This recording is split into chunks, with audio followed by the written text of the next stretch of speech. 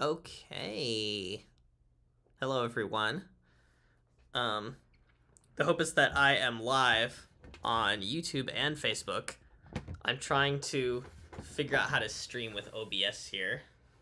And I was figuring we could use the Lumatone today. So I'm just going to check a little bit. Because I should be live. I should be live on Facebook, Instagram, and YouTube. And this is for Microtonal Monday, of course. When I checked it out the other day, what happened was I I was live on YouTube, but not on Facebook or Instagram. So, oh darn, this light is in a little bit of an unfortunate spot, isn't it? Well, that's too bad. Okay, let's turn this thing on. So I figured out that this camera right here for the Lumatone is a very specific angle that works well for it in videotaping. When the Lumatone boots up, it has these cool swaths of color. So it's pretty neat. Man, streaming with OBS is so weird because I don't know if it's actually working at all, and I don't know how many people are watching. I wonder how that goes. Okay, so as you can see, there is a preset right here, and this preset corresponds to 22 tone equal temperament. But you can change the preset to different tunings. So I figure the way I'll sort of start to use the Lumatone versus the Microtonal keyboard, like this one down here versus this one, is that I'll mostly use the presets for the Lumatone. Since right now I haven't really figured out how to get custom tunings on there, but I know it's easy to do with EDOs, and people have already figured it out. So I probably need to take a little bit of a deep dive in order to do that correctly. But what I can do right now, I was thinking there's a Manfish song I was going to figure out, but I want to try. Let me see if playing this will work for the laptop speakers. So yeah, hopefully there are people watching. Theoretically. Woo! That sounds loud. Okay. Oh, neat. Okay. So.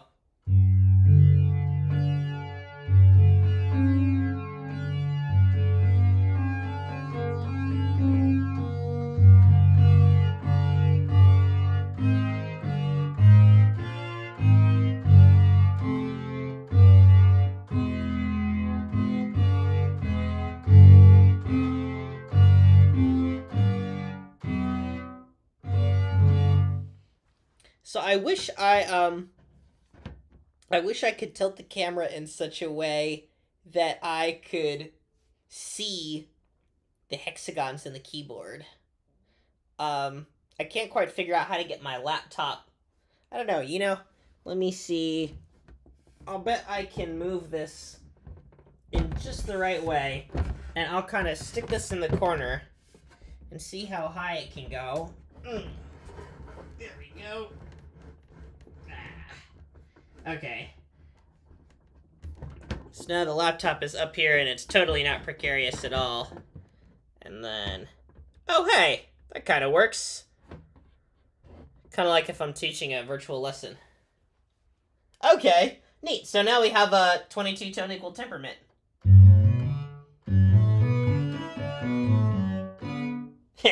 So, this layout is pretty neat. It uses like a super Pythagorean layout. So, what happens is, I guess this is C right here, because this light blue kind of looks like a white key. And so this is like C, D, E, F, G, A, B, C. And you might be able to hear it in the major scale, you might not. But the half step is really small, it's like a quarter tone. And so that means that if you go do, re, mi, with that wide one, do, re, mi, it's so wide that it sounds like a super major third when you play it together. Can somebody comment in the YouTube chat if anyone is there at all? I want to see if I can see it. Because I have a window that is going right now. And the window is supposedly giving me, like, chat information. But it might not. Maybe people are commenting and I'm not seeing it. Or maybe nothing's happening at all. I wish I knew what was going on. But anyway, there's do, re, mi, fa. But we can make this mi a 22-tone semitone flatter. So, semitones run up this way. Which means that if we want, like, what I like to do is, if there's a major chord voicing, I play this one instead. And that's the in tune major third. So that means that this is kind of what the in tune major chord sounds like. And I can also play another voicing.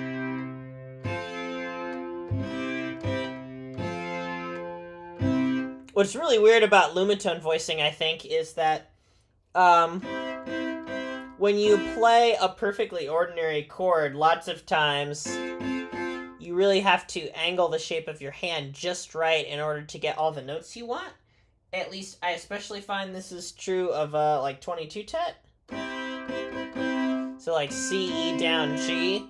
And then here, like, in order to switch and play this C, F, A down, I'm having to... I can't just, like... I can't use, like, a normal 1, 3, 5 shape for that. That doesn't really work. I mean, like... I guess I can make it, but I'd have to curl 3 so far under. I did it for my, my Domi and JD Beck video. There's one chord that I have, that is like this. Ah! No. Where did I find this? Oh, wait. I think it's like, it was, I somehow had like a major third up here. Oh, okay. It might have been, this sort of situation. No? No. I had like, it was like a chord that agreed diatonically with something, wherever the root was. But yeah. So you can see that if I switch to this chord here, I kind of have to use 4, like to play this 4th here, you know? Or I have to sort of, switch over to using 1, 2, 3. So either way, there's a lot of movement. This one requires more movement. So I'd say going from 1, 3, 5 to 1, 4, 5 is smoother. So here's that basic voicing again. And then for G, we'd do this. There's a 1, 3, 5 again.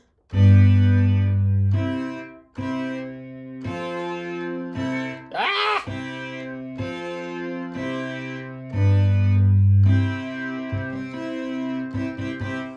So yeah, it's definitely a lot more complicated to voice Lumatone chords. Ha! I'm having my mom check and see if I'm live on Facebook, and she hasn't answered me. So I don't have any information about that. I wonder, see, this is the funny thing. I tried to stream live on like YouTube and Facebook at the same time without OBS once, and that just made everything so slow that like all my computer software just ground to a halt, basically. And so I just had to turn it off. So this seems to be like being completely smooth, which is great, but I also don't know anything about whether I'm actually live or not, and I don't see anything in the chat. So hopefully people are commenting in the chat, and if you are commenting in the chat, I want to know how to respond to you, but I'm not that good at having set up all of this yet. But I also, I do insist that for Microtonal Mondays, I take it to the point where I am actually live streaming on YouTube and Facebook and Instagram all at the same time. The only 3 sites I kind of really would use for that anyway. So I will figure out how to get the chat working and respond to all of you. So anyway, let's talk about how this keyboard works some more. And I'm trying to play it so that you can see it in the camera. So C, D, E, F, G, A, B, C, right? And then you can have like a C, D, E down. And what you can do is, for any of these chords...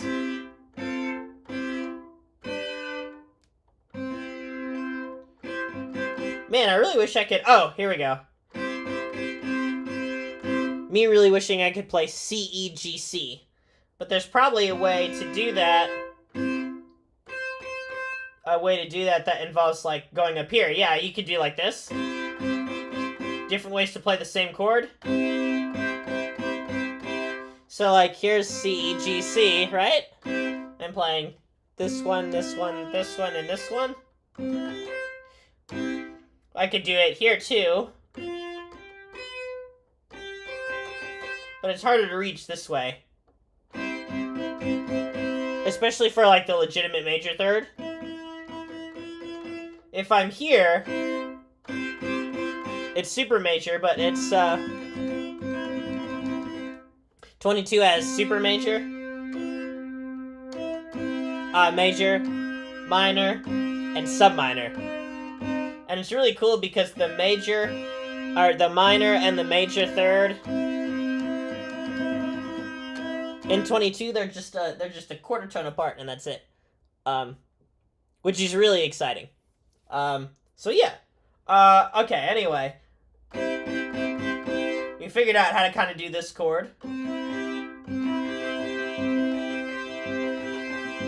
And so, I think the idea with 21 is to sort of go over, like, the notes that you would have in the octave here as a result. So, this would be C, D, E, F, G, A, B, C, right? And then you can go flatwards this way. So that means that these red keys,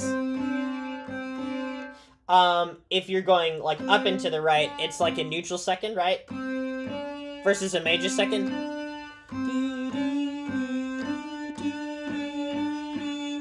So this is C, this is D, and this is, like, D down here. So C, D down, like D down and E down, G down, A down, B down are these reds. So yeah, that's pretty exciting. I think they could also be, since you're going down one, a diatonic semitone in 22 is only one away. So you could call this D, C sharp also. So, D, C, D, E, F, G, A, B, C. And then here, this could be C sharp, D sharp, C sharp, D sharp, F sharp, G sharp, A sharp. So you can also see that these other keys have, like, these other colors have other pentatonic scales that are super Pythagorean in the exact same way. And the only string of notes that has 7, like the full diatonic scale, are the quote-unquote white keys that are actually light blue here. And everyone else has a 5-note scale. And you're back to here.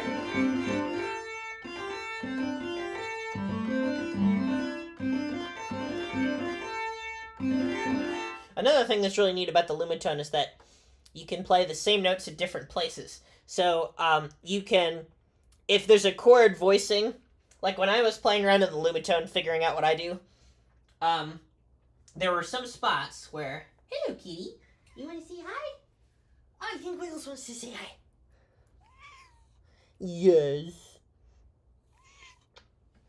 Oh, she's a cutie. She likes to hang out in here.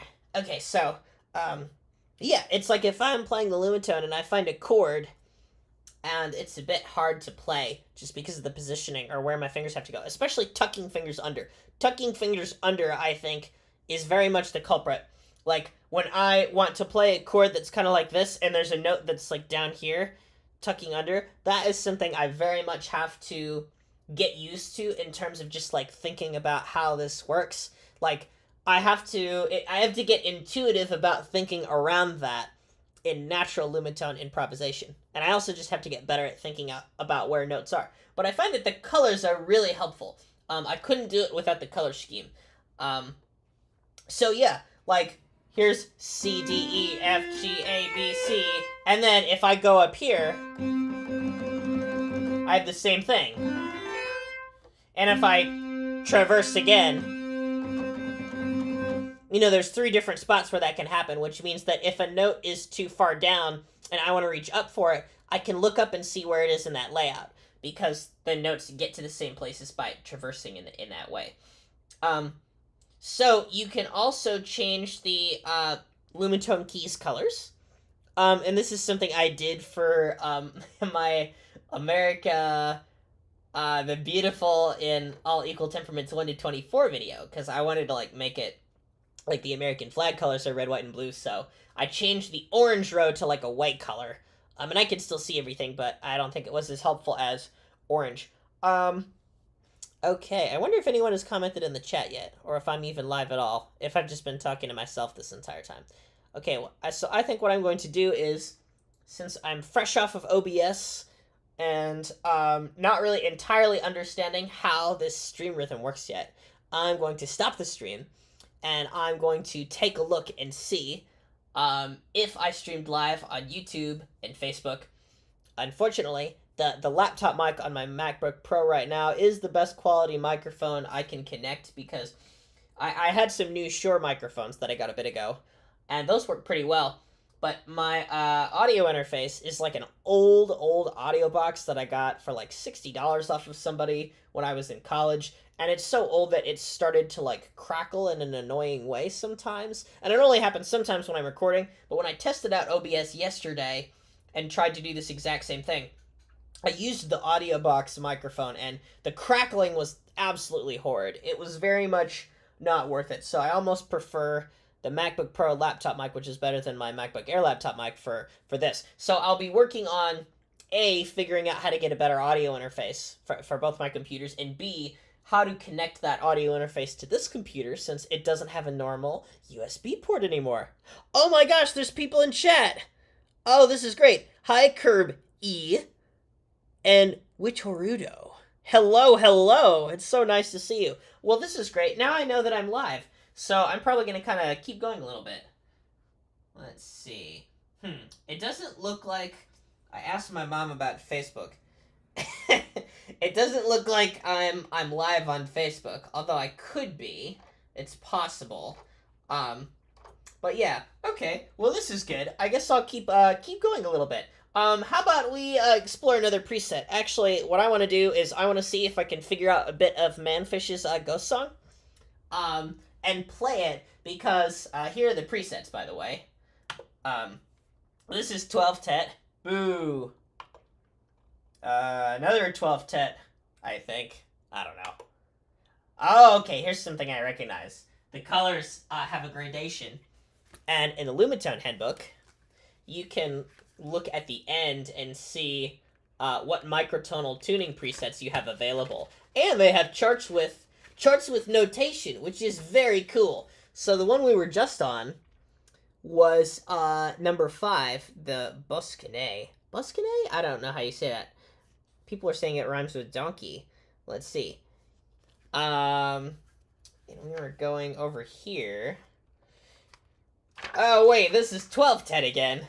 No! Okay, hold on. Let me go back to here. I mean, I understand how the Lumatone people have to do it. Yeah, these are 12 tet. Like, it actually is really innovative and cool to think about how different 12-tone layouts can look on this as well. You know, not to knock 12 tet. I recognize that anyone who is going to provide any microtonality with their instrument also has to pay lip service to 12 tet by definition. So good on them for, I guess, I don't know, being a chameleon. Oh, okay. Here's number 4. This is one of my favorites. 1910. Now, what I love about this mapping is, if I just go over to my computer and change over to a 1910 instrument that's linearly mapped, it will all stay the same. So, here we go. Okay, I just clicked a 19-tone instrument, so hopefully it works. Alright, Oh, sweet, okay. Okay, so in 19-tone equal temperament, these blue keys here are like white keys again. C, D, E, F, G, A, B, C. And then you have this sort of thing again, right? Oh, wait, hold on. Oh, it's like this.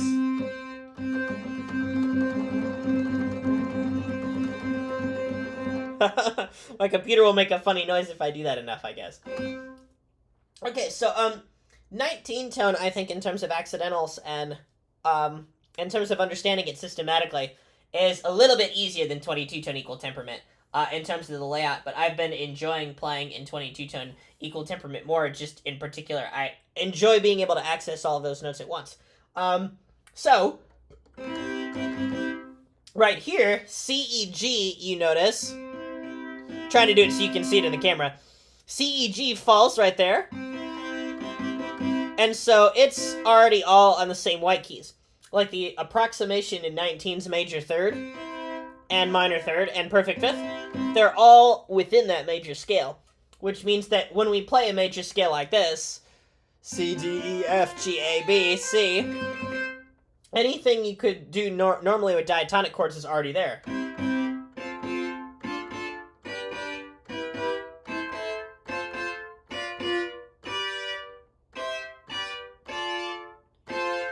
So that's just all right there. And then the sharps and flats are really interesting. So check this out. Here's C, right?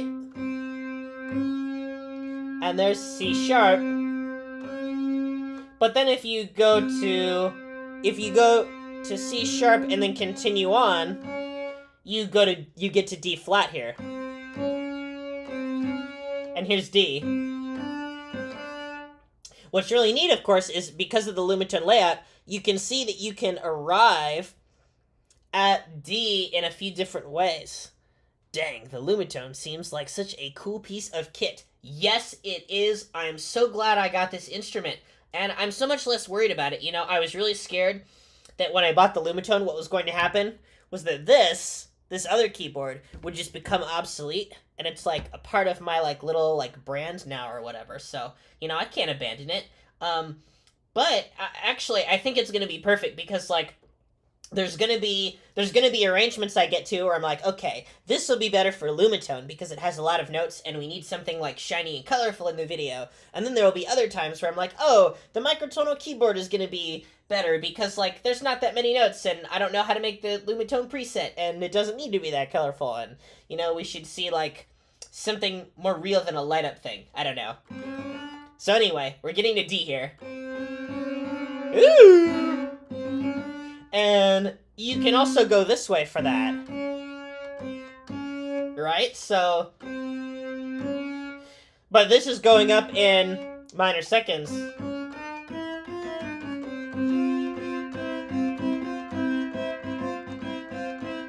So, there's lots of different ways to get to places. It's a little bit weird. I don't think it's very... It might not be very natural to think of going, like, up and then going towards yourself for a diatonic semitone. It might be smarter to think of it this way. But I also think, like, there's different levels of intuition that are conflicting, right? Which I think is really cool. Like, if you have a C here and you want to go to a D flat, I mean, on the Lumatone, you've got to get used to having different kinds of steps sometimes being, like, 2 hexagons away instead of 1. So, like, if I'm doing this... and having that kind of step here, I'm getting used to the fact that these are 2 away, but it still sounds like a little semitone.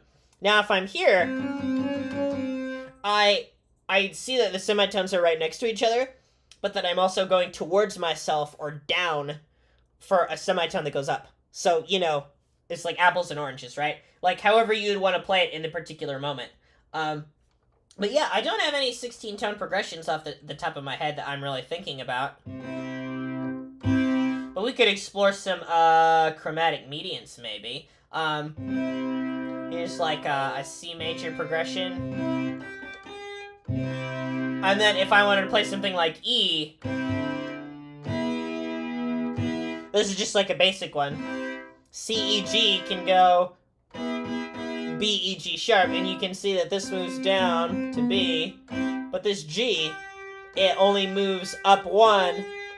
It moves up one to that G sharp. It doesn't move up two to there, yeah? Because if I moved up to A flat, it would sound like this. Ah! I guess I should play it like this.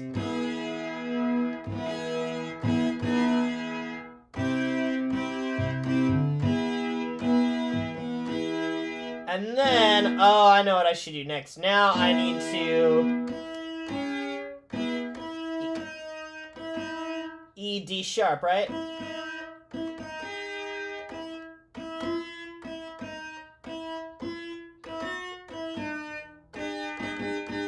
There it is. Let's see. Ooh, we got a question.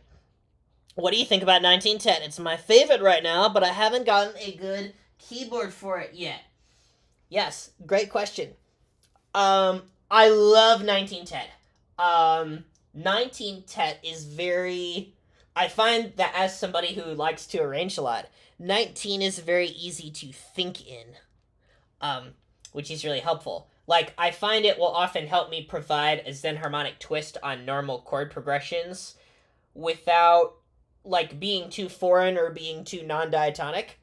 It's really good for that. In fact, I think it's better for that than 3110. I don't know if it's better for that, better at that than 2210 is. I guess, like, 2210 and 3110, 2210 and 3110 chop up the octave more, so you can get more kind of weird-sounding intervals from those, I think. And some people like the overtones, the near overtones you get from 22 and 31, I think, more than 19. And 31 and 22 definitely have more of a capability to sound near just or locked in. But 19, since 19 is so coarse for microtonality, I think it makes structures move in a really Zen harmonic way if you really use it to its fullest ability. It's fascinating because 19 is touted as a beginner tuning, but it's relatively rarely used in the microtonal community because a lot of the MOS scales that it has are large, or they don't use triads as much as they could. So that means that the methodology is just different. But yeah, I really love 19 for its chromaticism. One of my favorite 19-tone scales, which actually you can see on the Lumatone here, is called the Negri 9 scale. It's named after negripent thirds as opposed to sensipent thirds. And I think negripent thirds are 5 limit and sensipent thirds are 7 limit, but I might be wrong on that. Hey, Aramax! Yes, happy Micro Monday. Aramax, by the way, made the coolest fan art of me that I've ever seen in my entire life. I may have shed a joyful tear upon seeing it and shown a coworker. So I have that as my Facebook profile picture. I should probably change my YouTube profile picture to that too. But anyway, okay, let's talk about the Negri scale here. Hey, greetings from Brazil. Okay, so we got this note here. We got C. And now, we can go up by chromatic semitones. Here's chromatic semitones, right? C, C sharp, D flat, D. And then here is C, D flat, D sharp, E, F. Ah, I didn't even go far enough. Okay. Oh, man. That perfect fourth sounds so high. Oh, I love that. The major third doesn't sound high, but the perfect fourth does. That's weird. Maybe the major third sounded high to some of you. It's fun. You put yourself into new Zen harmonic tuning and then something happens. And you're not quite sure where things are. It's great. Okay, so C, D flat, D sharp, E, F. Notice that if I'm going from D flat to D sharp, what happens in 19 tone is that D sharp is the same as E double flat. So C, D flat, E double flat E double flat becomes the same as D sharp, and then D sharp goes up to E, F. I think of that as like the unit of one of these scales, is splitting a major third into 1, 2, 3 parts instead of 4, and then splitting a perfect fourth subsequently into 5, because you're just stacking diatonic semitones. You get a 9-note chromatic scale. I don't know if I can actually play in this scale fluently. It might be.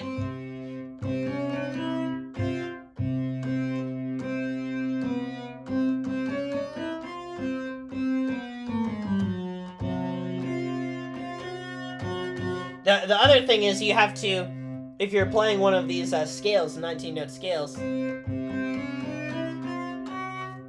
if you're just continually ascending by diatonic semitones, you have to decide, there's one place in the scale where there has to be a whole step. So traditionally, what I've done in order to retain the integrity of the fifth is, if I'm playing in this sort of scale, what I do is I make that gap right here from F to G, if we're thinking about C. So like the Negri 9 notes would be like C, D flat, D sharp, E, F, and then G.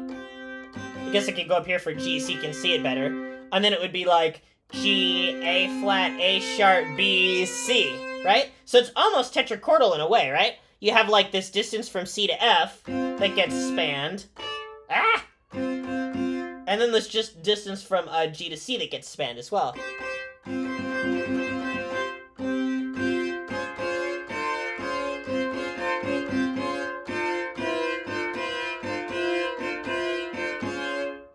0 EDO. That is a great EDO.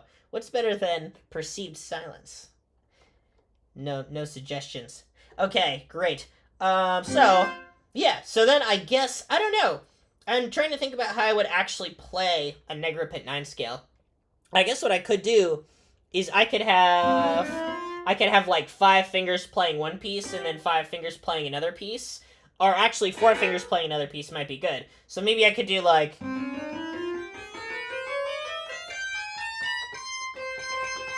And that might be like how... That might be how I would approach that in a general way. But there are other places where I could grab notes. And actually, because of the patterns here, you could even do it like this. Like, you could have this 2 distance, and then use that. Let's see. I guess if you wanted to have D sharp, you could do like this. And then, like, you could have this little section. So here, I skip by 2. And then I kind of, like, go towards myself for the D sharp. So C, D flat, D sharp, E, F. And now I'm at this F instead of this one. Right? So, really fascinating stuff. I think, so this is another advantage versus disadvantage thing of these layouts. So, the advantage of playing things in a line like this is that you would have, you would just have everything right next to each other, right? But the disadvantage would be that, like, the voicing would become, like, really blocky, right?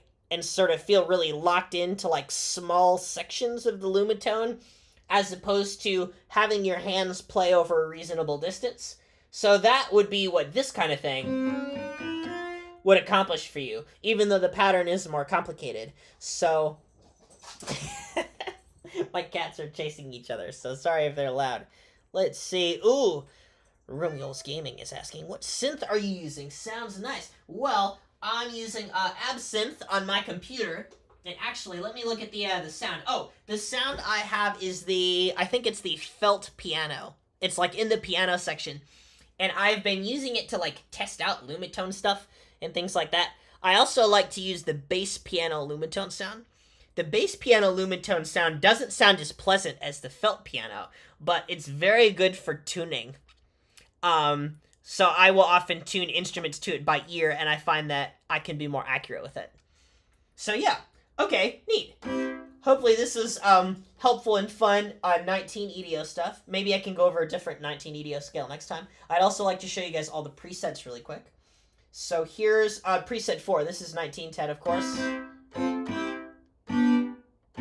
Ah! I guess, wait. No.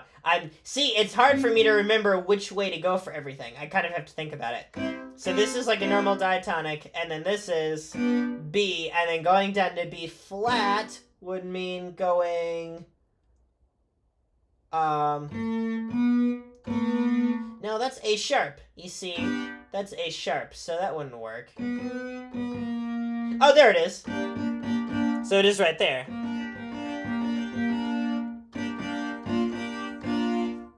So you also have these really cool instances where you have shapes of things.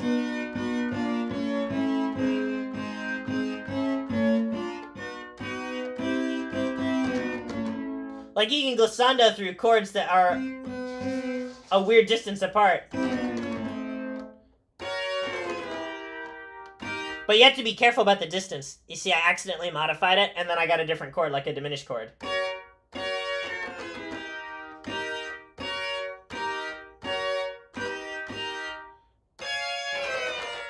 Ah!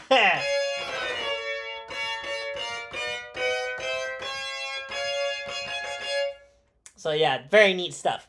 Okay, cool. Let's take a look at a slightly different preset. Oh, we already looked at 2210. Oh yes, here's a 24. I was gonna try and figure out the beginning of Ghost Song, so let me see if I can actually do that. Let's see.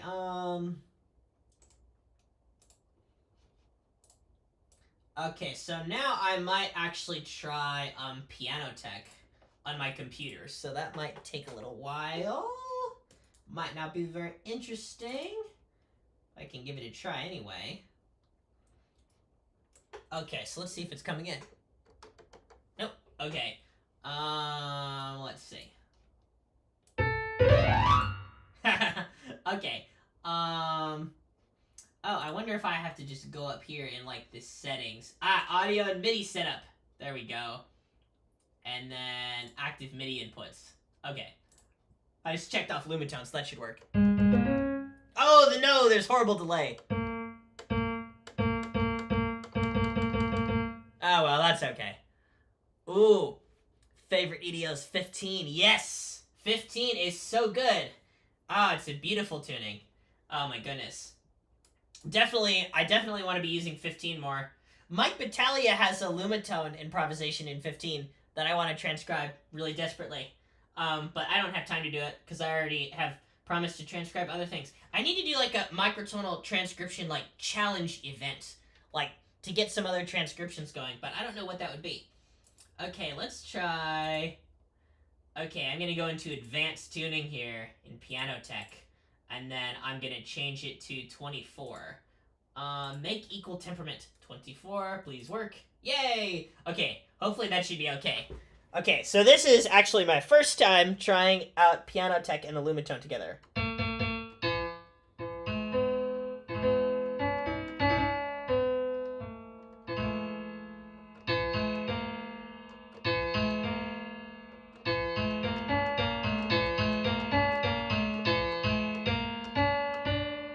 Oh, I meant to do this one.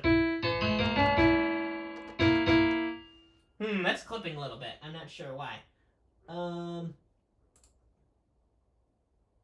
Okay, I tried removing the stretching. Let's see if that helps. No, it did not. I forget how you do the thing. Let's try it. Okay, now it sounds normal. You have to like click on string tension. Okay, neat. So Piano Tech and the Lumatone are going together.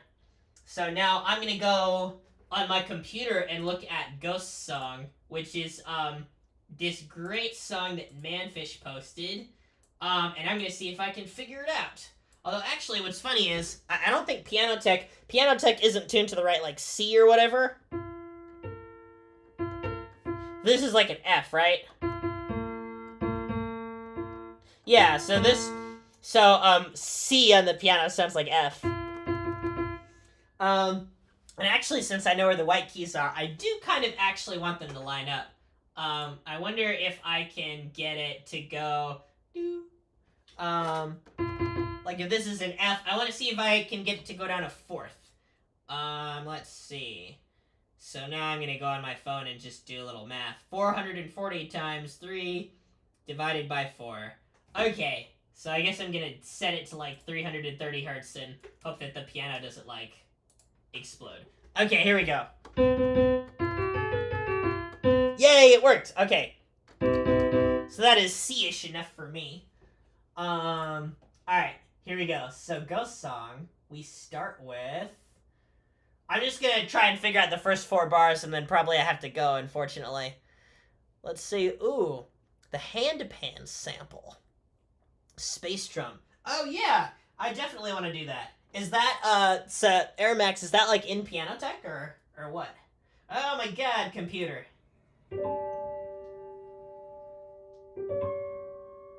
Oh, I love that. Okay, so we've got, oh, I guess, oh, I should do this, like an octave higher.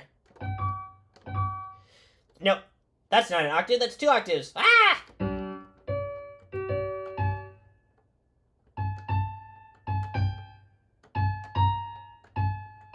Okay, so down is, like, left and towards me.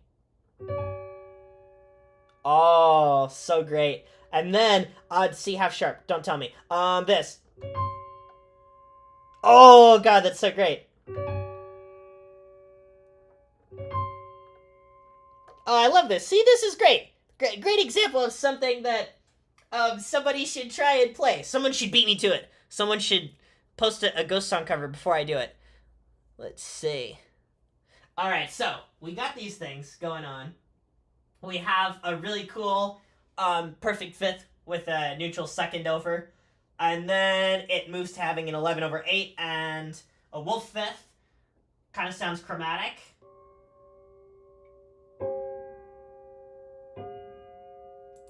Oh, yes. Okay, so C half sharp and G half sharp. And then F half sharp. Okay, so I think I can remember this. Oh, man. I'm already forgetting those directions. They're so tough. Yeah, so... Okay, we got this one. So that's light blue. And then... I'm glad I got that right. I was thinking I wouldn't. Okay, so then there's this. And then... 2, 3, 4, 1. And then we have the sharps. So C half sharp, I suppose, is right there. If we go down to the lower octave. And then we have a G half sharp.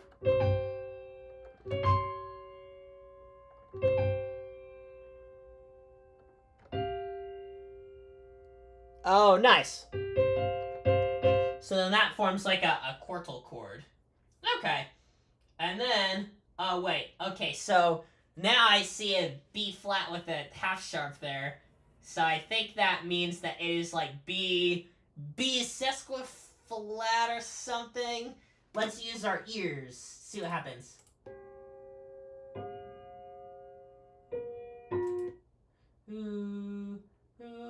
Oh, that doesn't make a lick of sense. It just like went up to something weird. Oh, here we go.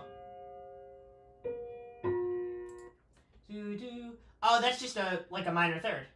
Okay. Neat. So let's see.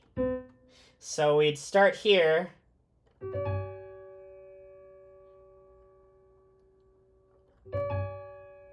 Obviously, I'm just thinking of the next note. Let's see. So right here, and then... No! That's not right. Oh, here it is. Yeah. And then... it's hard to read from over here. I need to bring my computer closer. And then like this. Wait. Wow, I'm really surprised that this... Oh, that sounds more discordant now that I played it that way. But the perfect fifth, like, hides it, right?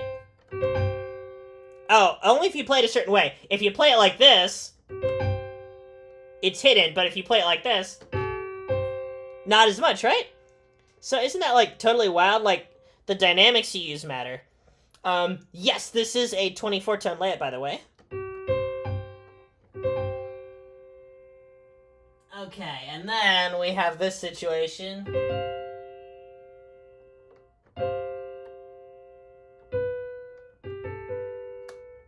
What would a minor third be in this layout? Don't tell me. Oh, it would be... Oh, it'd be right there.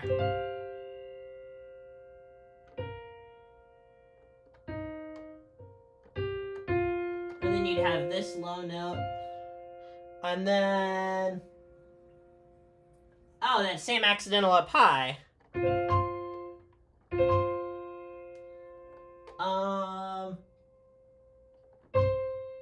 And then C again in C sharp.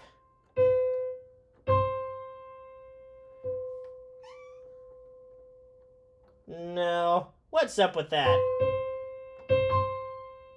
Oh no, I think I'm off a note. Let's see. Let's go over the quarter tone layout a little bit before I end this stream and try and play some recorder and really figure this whole song out. You know what's also really weird about the Lumatone is, since it's a little bit hard to get at the layout sometimes, I'm trying to figure out better ways to memorize positions. Because, like, with Thank You, what I did was I figured out the chords, and then I recorded myself playing them, but not correctly all the way, like, with mistakes and stuff. And then the next day, I looked at it so that I could remember, like, what each position was in each place, and then kind of, like, made little mental notes for myself when I was playing it again.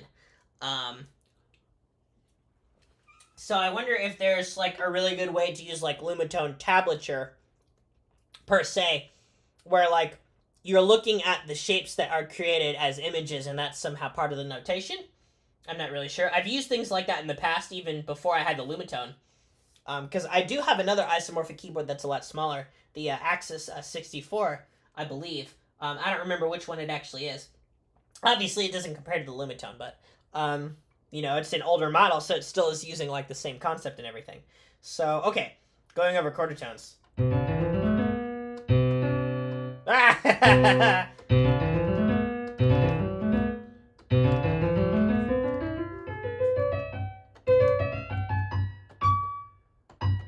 No, I keep thinking that this is a semitone and it's a minor third. Okay, so, the white keys, of course, are, here, we'll do it like this so you can see. C, D, E, F, G, A, B, C. So there's just these extra keys in between. So these, I think, are half sharps. Yeah. So, like, C, D, E, C half sharp, D half sharp, E half sharp. And then you get to D flat and E flat, right? So I guess... So it looks like, if these are, like, the white keys, then these purple ones right here, these are the normal white keys, and then these purple ones are the black keys. Right there. And then the, light blue and dark blue ones are, like, the in-between ones. The quarter tone ones. You know what? I should try improvising and singing at the same time, because I always tell my students to do it. So probably I should do it as well.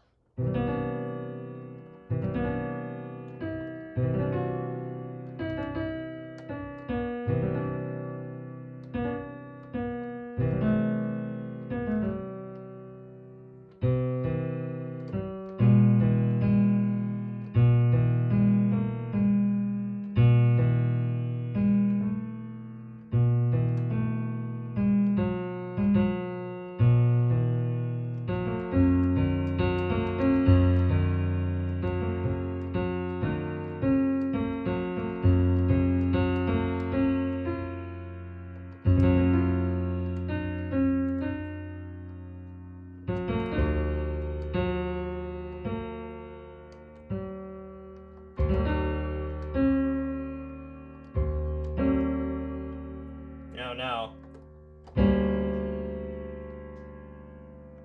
Oh man. It is so hard to improvise in this thing.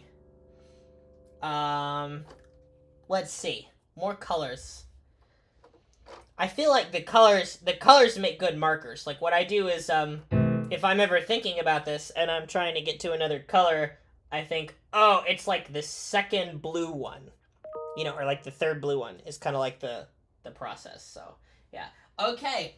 Well, this has been fun. I think we're gonna keep this one. It's very inaugural. So thanks for showing up to Microtonal Monday. Ooh, there's something to mention that's important, which is that there's a new Now and Zen episode out today. Yes, you heard that correctly. There's a new Now and Zen featuring Skew. So it's Algorithmic August, which means that today there's a Skew episode on Now and Zen. And then next week on Monday, there is an episode featuring Acreel, which is very cool. And both the episodes are really similar. If you're on the Now and Zen Patreon account, you get to hear those episodes early. They're already out for you. So you would already get to hear the Acreel episode, and you would have gotten to hear the Skew episode before today. So yeah, the Acreel episode is coming out on the 29th for the public, and then if you're on the Patreon account, you can hear it now. So yeah, just something to mention. Oh, and other things to listen to. Ventifax had a new release the other day. They released like a cover of an REM song, but it's probably Microtonal, so I think I'm going to listen to that as soon as this is over. So yeah. Okay, well, thanks for coming out, everyone. I'm trying to figure out actually how to stop the stream. I think I should just be able to click exit and it should be okay. Hopefully you could hear everything okay. It seemed like it was going pretty well. So yeah, I'm going to go ahead and end the stream now, and I'll see you guys later. Bye-bye.